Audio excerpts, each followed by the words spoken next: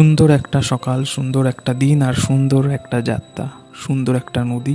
ঠিক ওই পারে ওপার বাংলা, আর এই পারে দাঁড়িয়ে আমি। একদম ঠিকই ধরেছেন, আমি এখন এই মুহূর্তে আছি টাকিতে। অফিস থেকে একটা ছোট্ট করে পিকনিকের আয়োজন হয়েছে, আর পিকনিকটা হচ্ছে টাকি রূপসী বাংলা গেস্ট হাউসে। আসার সাথে সাথে এক কাপ চা নিয়ে একদম নদীর পাড়ে চলে এসেছি, শান্তভাবে জমিয়ে খাবো বলে। আমার আশেপাশে কেউ নেই, আমি একাই এক কাপ চা নিয়ে নদীর ধারে বসেছি আর এই দৃশ্য উপভোগ করছি। তারপর একটু বেরিয়ে পড়লাম পায়ে হেঁটে এই দিক সেদিক।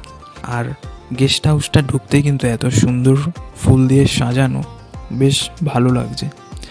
তারপর এই দিক সেদিক ঘুরে ক্যাম্পে এসে গরম গরম কচুরি আর কষা কষা আলুর দম নিয়ে নিয়েছি, একদম সকালের টিফিনটা খাওয়ার পর আমি একটু গেছিলাম বোর্ডে উঠো বলে, কিন্তু যা দাম বললো আমি আর পা বাড়ালাম না। আমি সেই নদীর ধারে আবার এসে বসলাম, একটু নদীর ধার ধরে হাঁটাচলা করছি। তারপরে খবর এলো যে চিকেন পকোড়া রেডি। আমি গেলাম, চিকেন পকোড়া নিলাম। আর কেউ ভাববেন না যে আমাকে কেন কাগজে দিয়েছেন, অ্যাকচুয়ালি প্লেটটা শেষ হয়ে গেছিলো ওই জন্যে।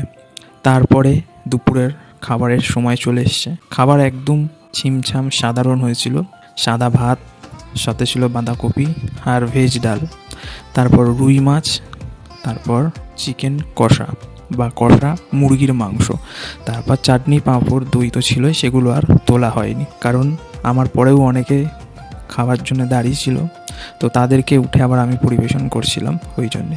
তো এই ছিল আমার আজকের ছোট্ট একটা ব্লগ। ভিডিও ভালো লাগলে অবশ্যই লাইক আর কমেন্ট করবেন, আর সাবস্ক্রাইব করে পাশে থাকবেন। আর কীরকম ধরনের ভিডিও তোমরা দেখতে পছন্দ করবে আগামী দিনে, তো তোমরা একটু কমেন্ট করবে, আমি সেই অনুযায়ী ভিডিও বানানোর চেষ্টা করব।